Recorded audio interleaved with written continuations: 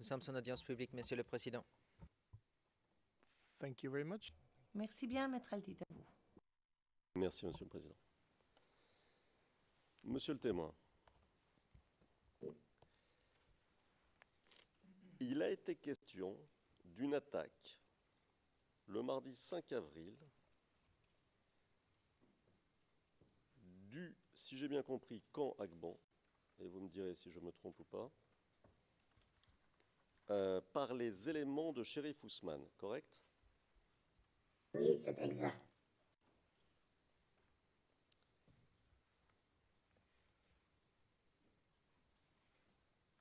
Alors, tout d'abord, il a été question d'obus lancés sur le camp Agban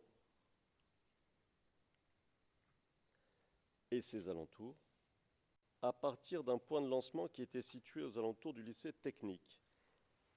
À votre avis, ce point de lancement, c'était dans le lycée, c'était dans ses environs immédiats, c'était à peu près où? Je ne peux pas donner avec exactitude le point précis, mais c'est donc dans les environs du lycée technique ou même dans le lycée technique. Puisque après, on a entendu, après le 12 avril, le 12-13 avril, on a entendu des cris de femmes qui avaient été violées, des femmes qui étaient allées se réfugier dans ce lycée-là, qui avaient été violées donc par des éléments rebelles. Et elles criaient à haute voix au secours, on nous viole, je viens d'accoucher. C'était des voix qu'on entendait distinctivement.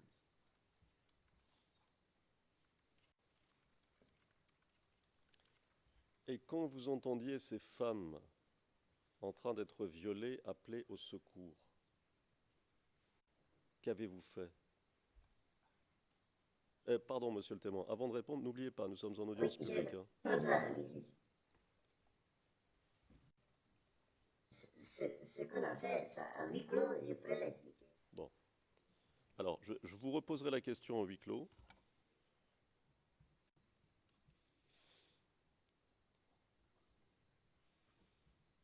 Mais je vais continuer pour éviter qu'on passe sans arrêt de huis clos à audience publique, hein, si vous permettez. Alors, cette attaque du 5 avril, c'était la première que le camp subissait à votre connaissance? Oui. C'est à cette période-là que commençaient les attaques concernant la caserne d'Alba. D'accord. Qui est Shérif Ousmane?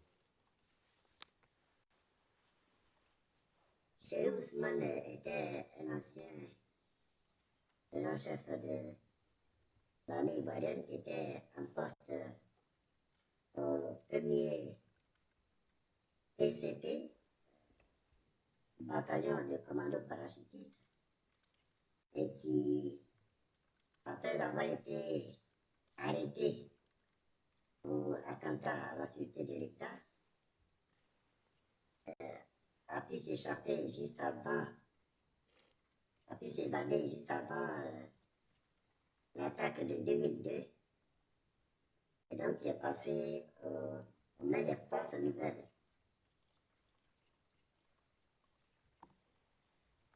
D'accord. Et en 2011, quel est son rôle? En 2011, il était commandant. Commandant et commandait un détachement, les détachements des forces spéciales, des forces nouvelles basées à Boaké. Et il a participé donc aux attaques sur Abidjan avec ces forces qu'on appelait les guépards. D'accord. À votre connaissance, ces guépards ont-ils commis des crimes sur des éléments civils à cette période-là? Je ne peux pas confirmer période de 2011, je ne peux pas confirmer. Je n'ai pas été témoin de scènes particulières que j'aurais eu à commettre.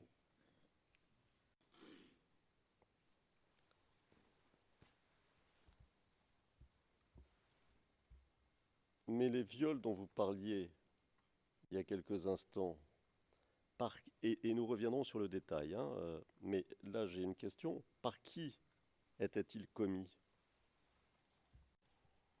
Par qui? Je ne vous entends pas bien.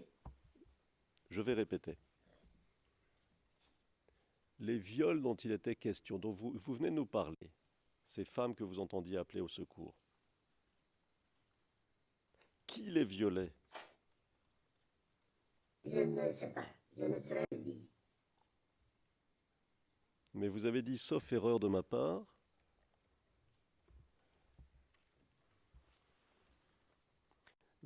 et je vous cite, c'était tout à l'heure, violé par les éléments rebelles, c'est bien ça?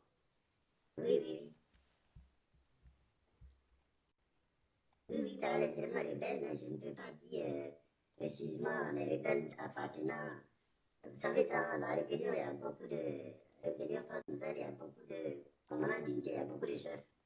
Donc c'est pour ça que je dis que je ne peux pas dire précisément que c'est les éléments de soit Chérif Ousmane, les éléments de Ouattara, les éléments de Ouattara. Mais c'était les rebelles. D'accord. Alors, cette attaque du 5 avril,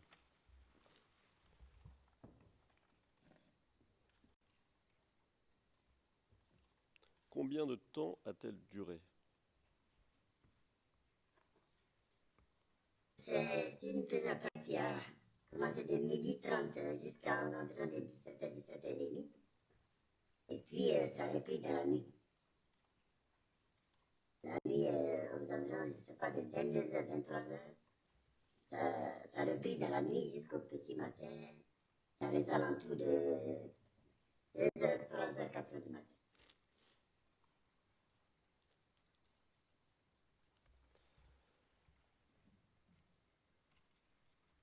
À votre connaissance, les défenseurs du camp ont-ils eu des pertes?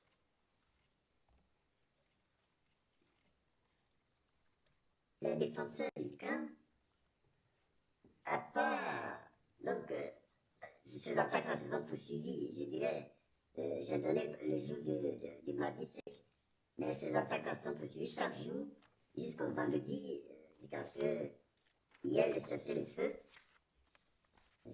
qui a été signé entre les rebelles et les gendarmes. Donc,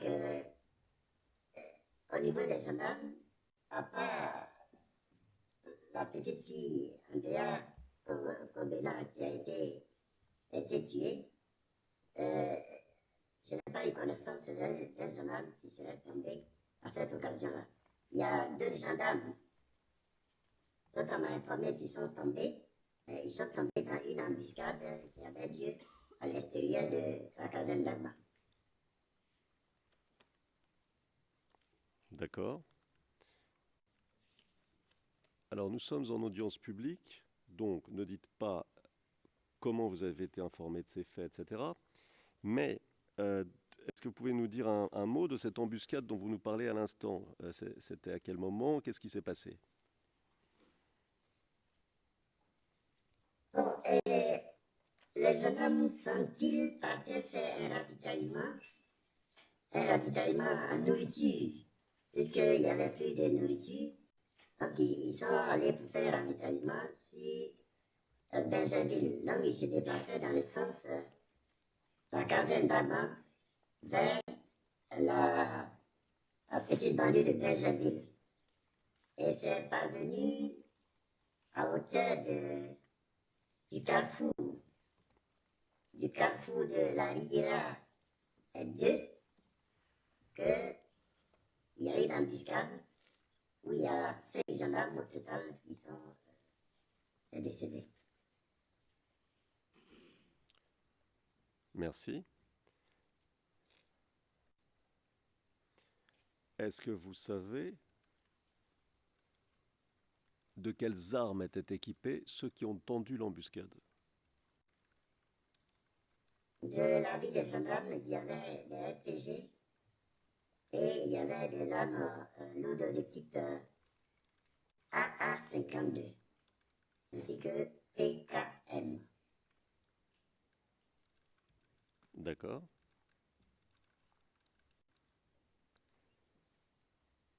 De quelles armes étaient équipés ceux qui, à partir du 5 avril, ont attaqué le camp Agban de la manière que vous nous avez dite?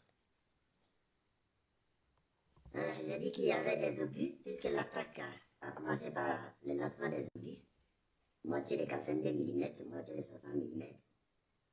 Donc, ils avaient donc des mortiers, ils avaient donc des RPG, ils avaient donc PKM, des A52. De toute façon, une grande partie de l'armement que Chérif Ousmane et ses hommes utilisaient, quand les gendarmes les ont neutralisés, ils ont pu prendre une partie de ces armes-là. Donc il y avait tout du tout dedans, du RPG, des PKM, des A52, des Kalachnikov qui étaient à l'intérieur. D'accord.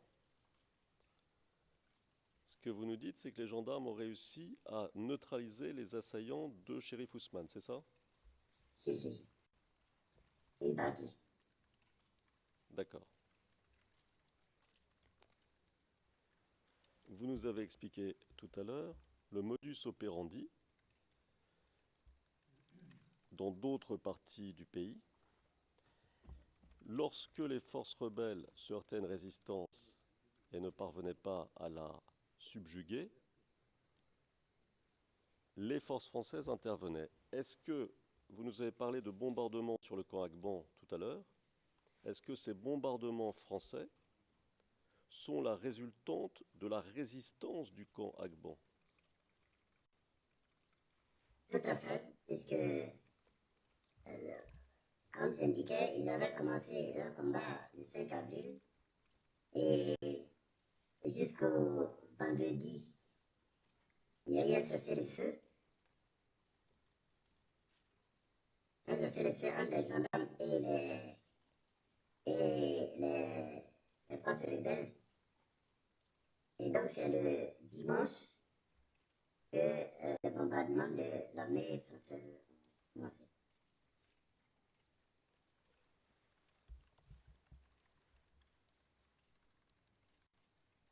Vous voulez dire pendant le cessez-le-feu? Est-ce que j'ai bien compris? Oui. Mais comme le cessez-le-feu c'était signé entre les gendarmes et les rebelles, l'armée française n'était pas concernée par le cessez-le-feu. Donc c'est comme ça, en bombardant la caserne, les gendarmes étaient obligés donc, de faire la reddition. D'accord.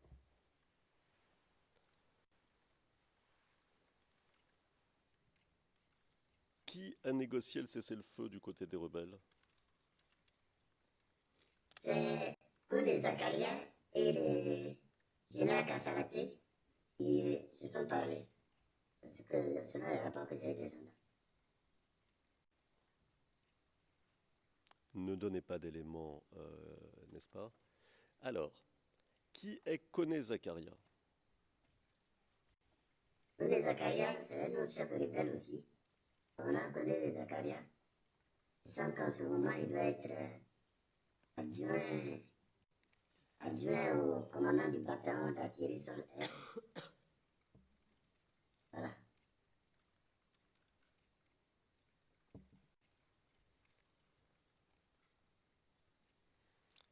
Et il venait d'où avant de se trouver à Abidjan? Kouné Zakaria était... Ah oui, bon, normalement, au début de la rébellion, c'est lui qui commandait la zone de Bavois. La zone de Bavois, ils ont été à un moment de disgrâce, donc il s'est replié au Burkina. Et c'est donc c'est du Burkina qu'il est venu pour participer à l'attaque. Pourquoi en disgrâce? disgrâce entre eux. Ils ont eu des problèmes entre eux, et donc c'est comme ça que Moussadi, m'a-t-on dit, il a été obligé d'aller se réfugier un moment au Burkina. D'accord. Quand vous dites des problèmes entre eux, vous voulez dire des problèmes entre rebelles, est-ce que c'est ça? Mais entre rebelles, je veux dire.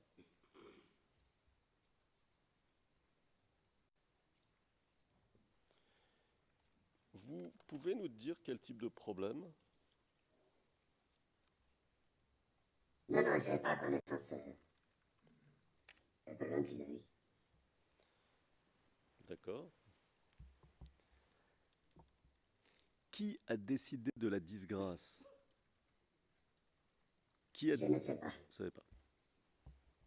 D'accord. Et vous nous avez dit qu'il s'est replié au Burkina. Pourquoi au Burkina?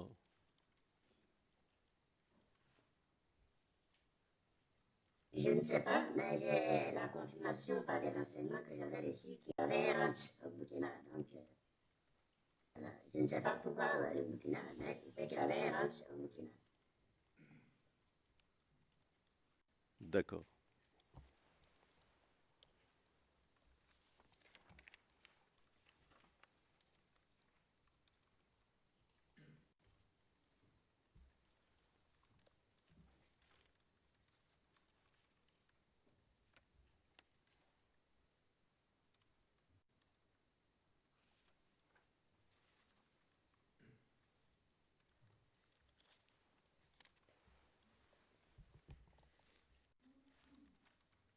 Alors, nous allons refaire le même exercice, monsieur, si vous voulez bien, et si la Cour l'autorise, c'est-à-dire que je vais vous poser quelques questions en séance à huis clos partiel, et puis nous repasserons en audience publique, et je vous poserai des questions à partir de ces premières questions. Est-ce que vous êtes d'accord? D'accord. Monsieur le Président, avec votre autorisation.